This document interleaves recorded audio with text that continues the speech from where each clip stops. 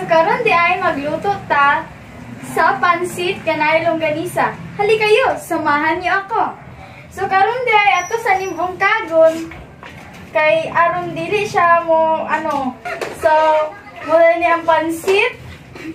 So naron di ato mga ingredients, utan, pansit, ahos, bombay, toyo, asin, o dili gud na mawala ang longganisa.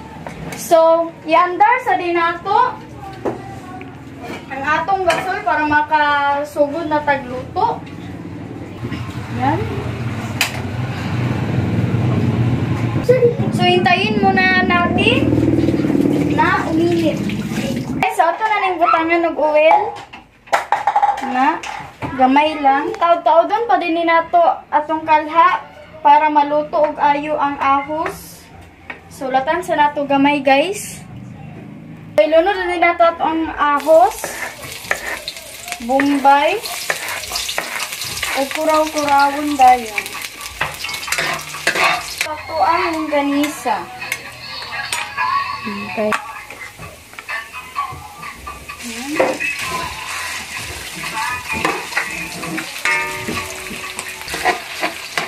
Oh. So, ito na din yung ilunod ang pansit, guys. Naon sa nato. Kaya bakit? Kurawon din nato, guys. So, ito na din yung ilunod ang kuan, tubig.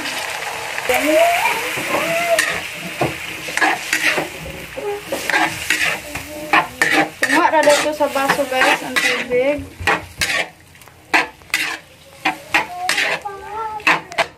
Din yung takluban, guys, magpatag 5 minutes o kusgan din gamay ang kalayo. Guys. So ito din ilunod ang kuan, guys, utan. Ako gamay.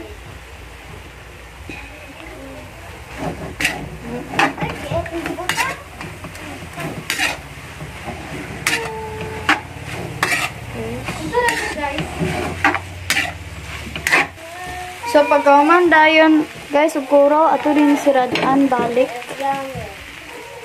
Guys, magulat tag 5 minutes. Inanira kadagan nga tuyo, guys. Ato ibutang.